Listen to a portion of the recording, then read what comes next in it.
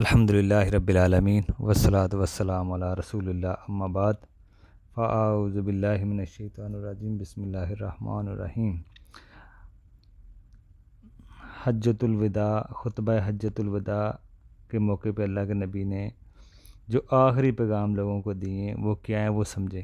اللہ کے نبی نے فرمایا ہر کسی کا خون، ہر کسی کا مال ایک دوسرے پہ حرام ہے، یعنی کہ کسی کا مال کسی کی رضامندی کے بغیر ایک دوسرے پہ حلال نہیں ہے۔ اسی طرح کسی کا خون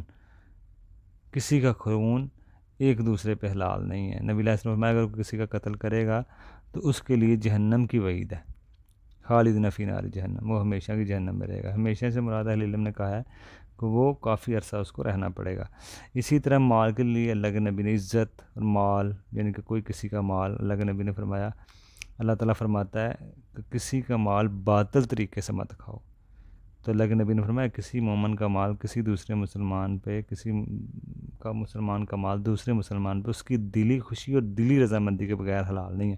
اکثر لوگ آپ دیکھتے ہیں وراثت کا معاملہ ہو یا کوئی بھی ایسا مال ہو، ہم اس موقع پہ بہت زیادہ وارثوں کے حصے مار رہے ہوتے ہیں، اور کوئی خوشی سے بعض دیتے بھی نہیں ہیں، دل سے دیتے بھی نہیں ہیں، اوپر سے وہ کہہ دیتے ہیں، ٹھیک ہے نا، مجبوری میں یا معاشرے کی رسماً کہتا یا بندھن میں کہتا کہ ہمیں معاف کر دیتی ہیں، جیسے بہنیں تو کسی کا بھائیوں کے لیے بھائی سمجھتے ہیں یہ ہمارے اوپر حلال ہو گیا، وہ مجبوری میں کہہ دیتی ہیں۔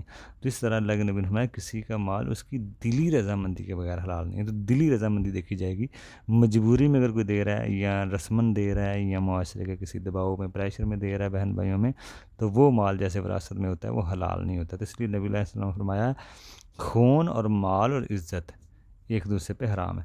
اسی طرح شوہر کے حقوق کے بارے میں اللہ کے نبی نے فرمایا شوہر کے حقوق ہیں بہت زیادہ، اس کی بات کی۔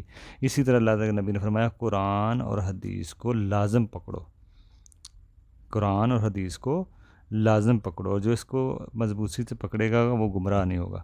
تو اس طرح کی نصیحتیں اللہ کے نبی نے حجۃ الوداع کے موقع پہ کی تھی۔ السلام علیکم ورحمۃ اللہ۔